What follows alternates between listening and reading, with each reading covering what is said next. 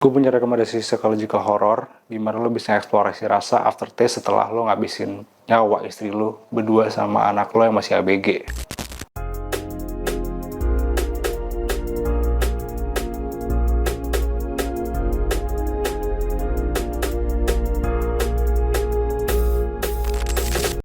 Halo coy, nama gue Satria dan welcome to my channel Rushflix, dimana idenya itu adalah dari kepedulian gue untuk lo semua yang suka galau ketika pengen nonton film di movie platform. Nah, film yang pengen gue bahas kali ini berjudul 1922, dimana itu adalah karya dari Zach Hilditch yang mengadaptasi novela karya Stephen King yang udah bikin It, Carrie, Pet Sematary, dan film horror legend lainnya. Novela itu apa sih? Novela itu adalah seperti novel tapi isinya lebih sedikit tapi lebih banyak daripada cerpen. Nah, itu yang namanya novela. Film 1922 ini kurang lebih premisnya adalah ada sebuah keluarga di kampung gitu ya, di Amerika tahun 1922, di mana anggotanya itu ada bokapnya, ada nyokapnya, sama ada anaknya yang kurang lebih umur 14-an, 15 tahunan. Konfliknya adalah istrinya ini punya tanah warisan yang secara legal dia miliki. Nah, bokapnya pengen mempertahankan supaya ini sawah jangan dijual. Kenapa dijual? Karena si istrinya ini lebih milih tinggal di kota. Jadi kita jual aja sawah kita tinggal di kota, gue pengen bangun toko baju.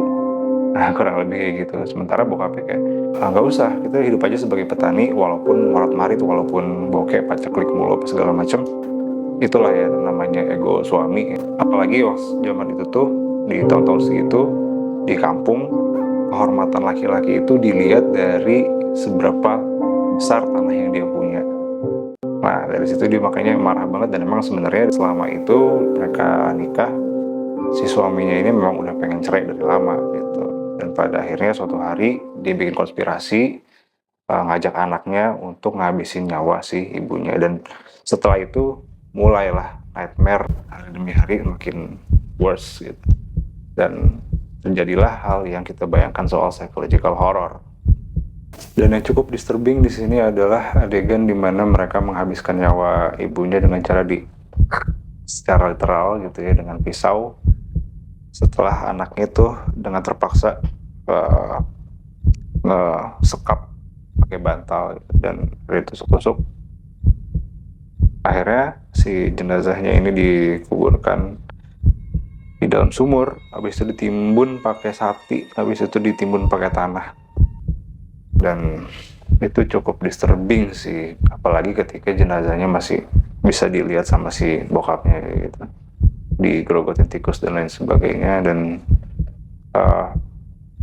kalau misalkan film ini dibilang film horor yang pro gentayangan dan lain sebagainya, enggak sih sebenarnya. Penampakan yang dimunculkan di film ini treatmentnya lebih kayak manifestasi pikiran-pikiran negatif si bokapnya itu. Dan sebenarnya bentuknya serem, tapi memang dia bukan hantu-hantuan yang jumpscare gitu. Speaking of horror movie, yang menyeramkan di sini adalah lo berempati dengan si bokap yang mana dia tinggal di tengah sawah, di mana sawahnya itu punya istri yang lo abisin nyawanya. Itu fuck man. Di satu sisi itu monofobik banget ya. Monofobik tuh ketakutan atas kesendirian gitu ya. Karena dulu sepi banget, gelap-gelapan, gak ada lampu karena gak ada listrik ya zaman itu, cuman pakai petromax doang. Dan lu dihantui rasa-rasa bersalah, lu dihantui sama trauma-trauma psikologis lu yang akibat decision making yang udah parah banget itu. Dan dari situ hidup si bapak mulai hancur, anak itu hancur-hancuran, dan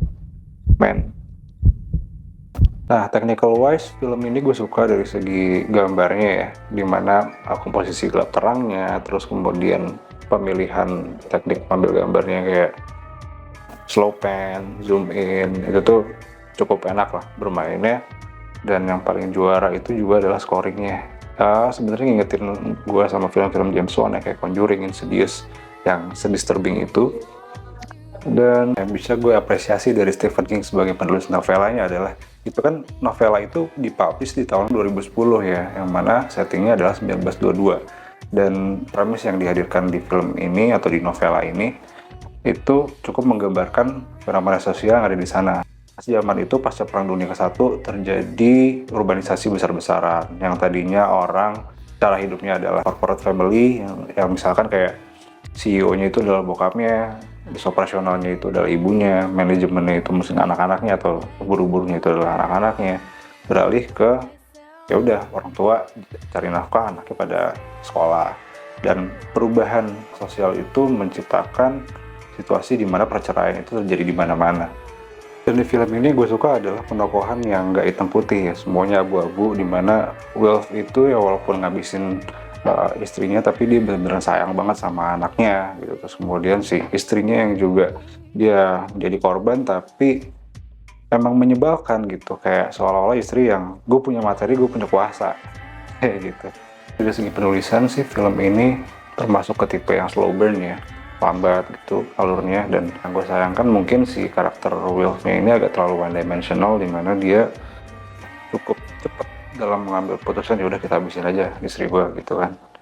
Dan tapi walaupun di situ juga karakter development-nya juga ada gitu ya, dari yang tadinya dia nggak terlalu merasa bersalah, mungkin empatinya agak kurang atau gimana, tapi lama-kelamaan si trauma itu muncul gitu kan.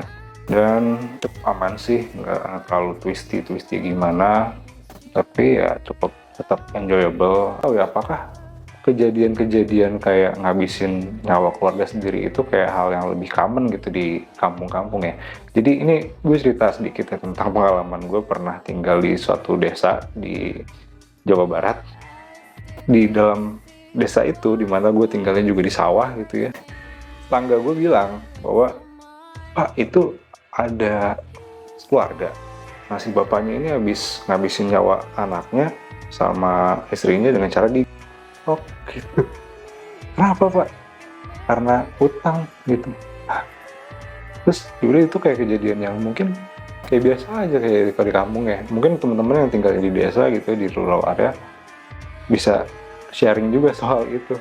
Dan itu, gue nightmare sih tinggal di situ berhari-hari. Dan menurut gue film ini cukup worth it bagi para kepala keluarga yang memang struggling menjalani tugasnya sebagai kepala keluarga ya. Jangan sampai kita melakukan penyesalan kayak si Wilf, dan ini juga terjadi ya di film-film psychological horror pada umumnya, yang mana temanya adalah penyesalan trauma masa lalu.